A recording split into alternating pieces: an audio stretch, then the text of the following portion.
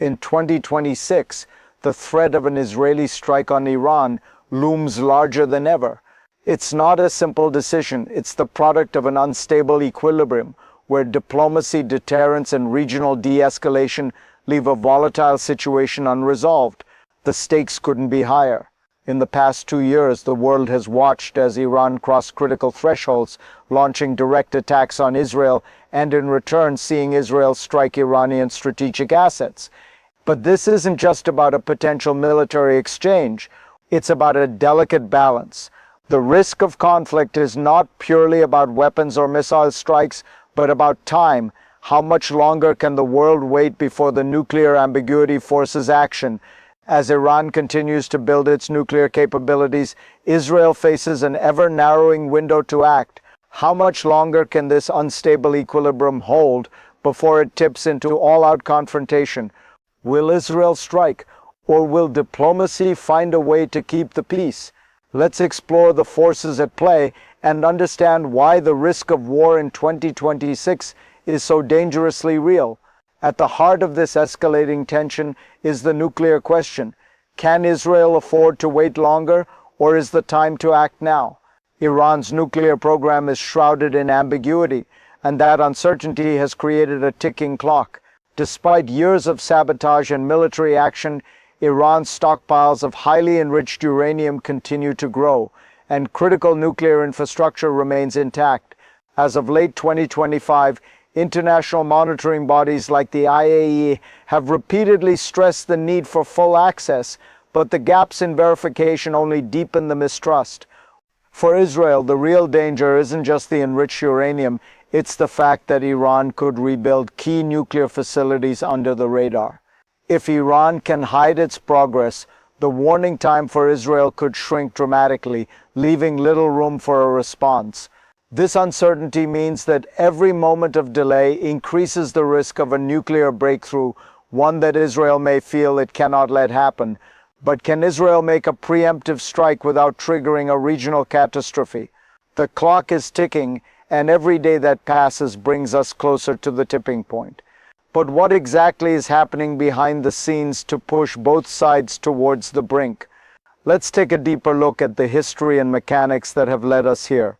The story of Israel and Iran's escalating conflict is decades in the making. The seeds of today's crisis were planted long before 2024, when tensions reached a new peak. To understand why the threat of conflict is so high, we need to look at the decades of geopolitical maneuvering, nuclear ambition, and military posturing that have defined their relationship.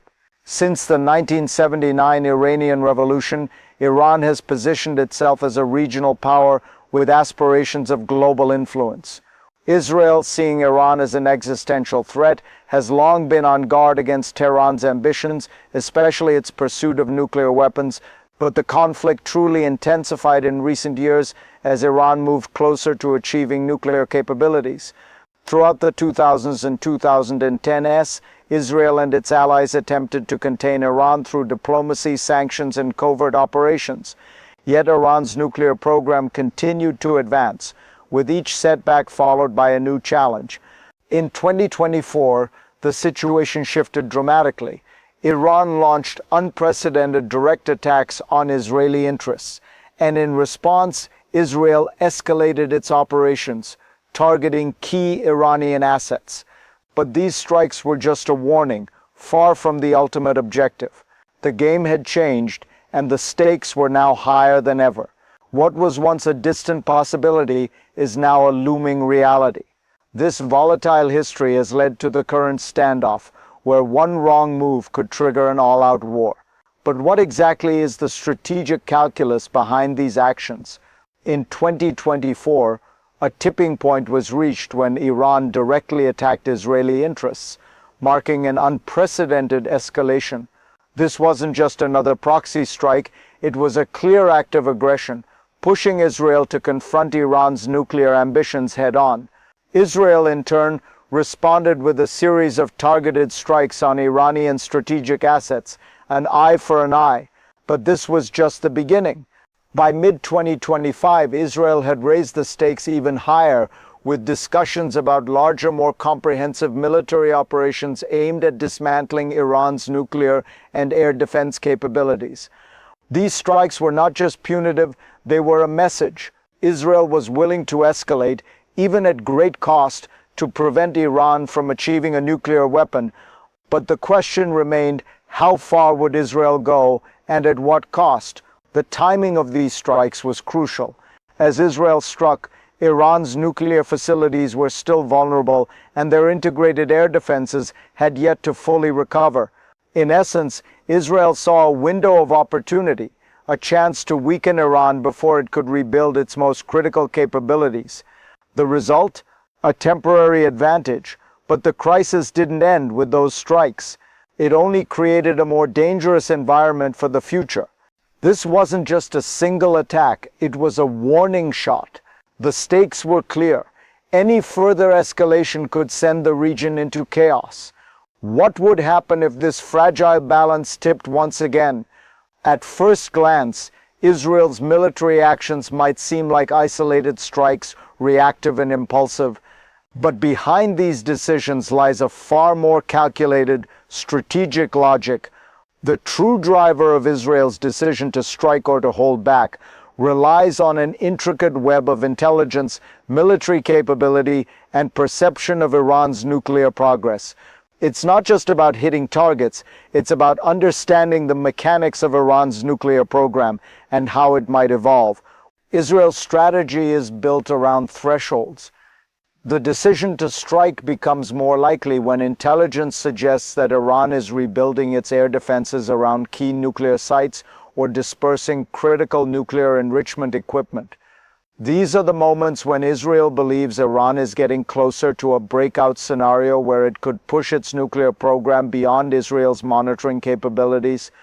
It's a race against time, and Israel is determined not to lose it. What's even more concerning for Israeli planners is the ambiguity surrounding Iran's nuclear progress. After a strike, it's unclear whether Iran's program has been disrupted or dismantled.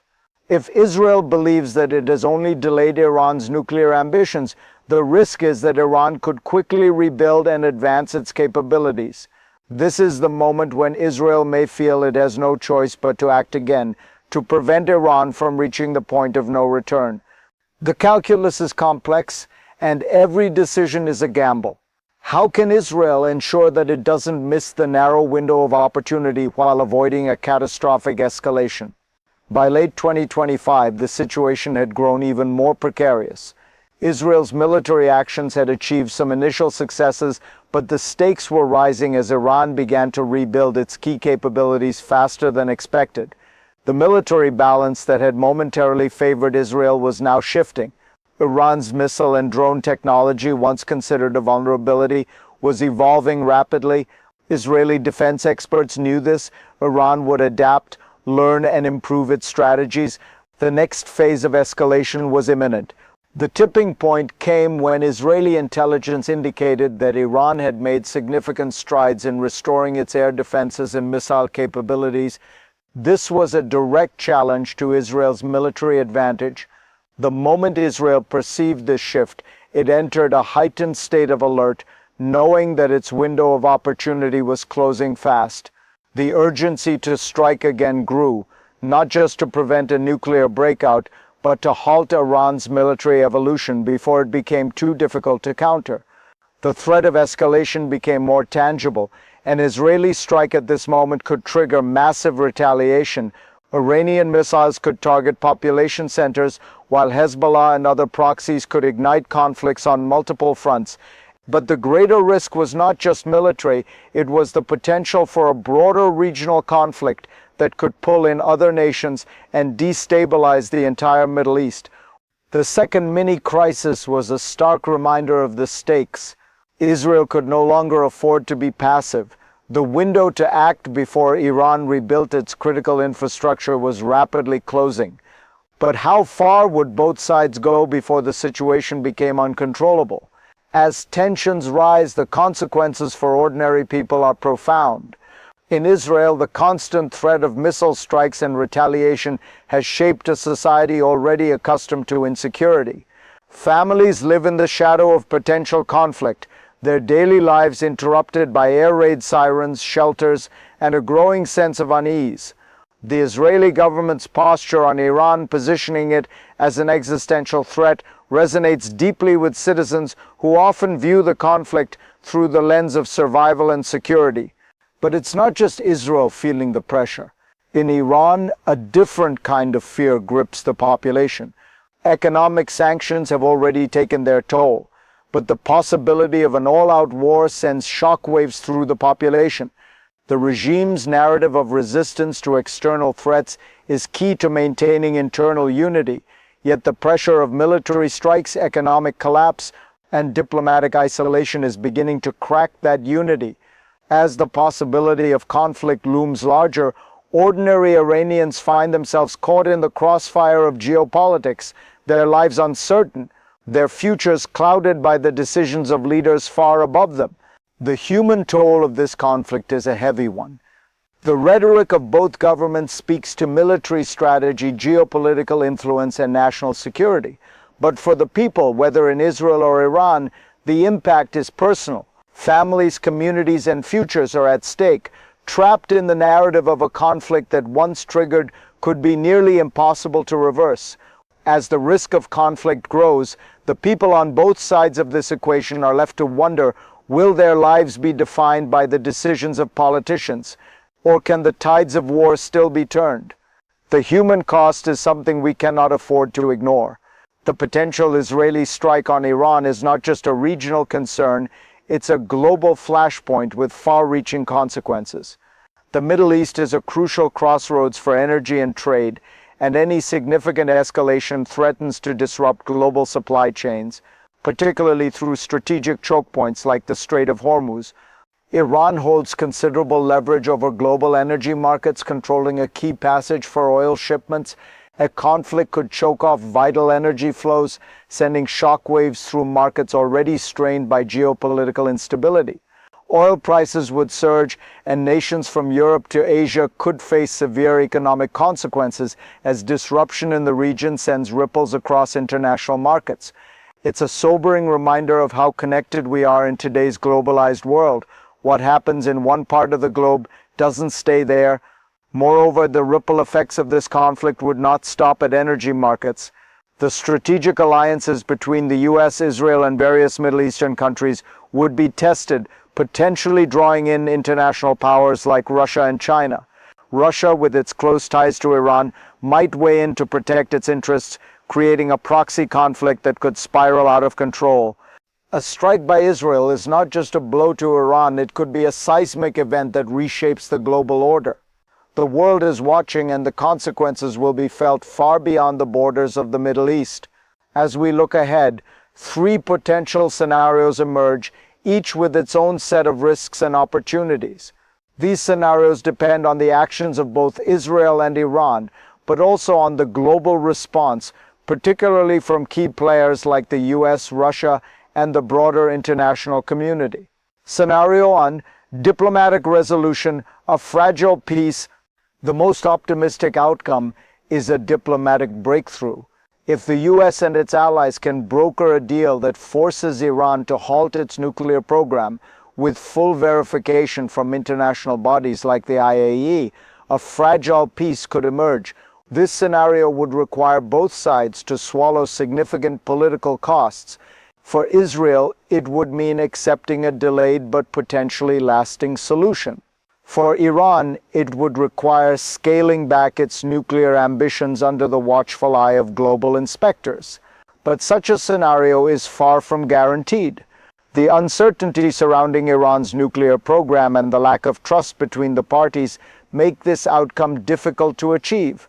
Yet it remains the preferred option for those hoping to avoid a broader conflict.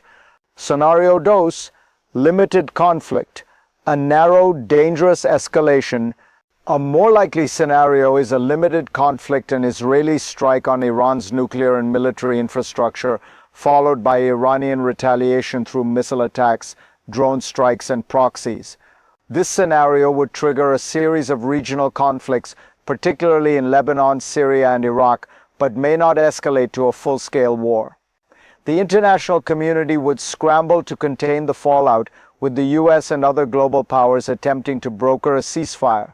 While this scenario avoids all-out war, it could still have devastating consequences: regional instability, significant loss of life, and long-term economic damage.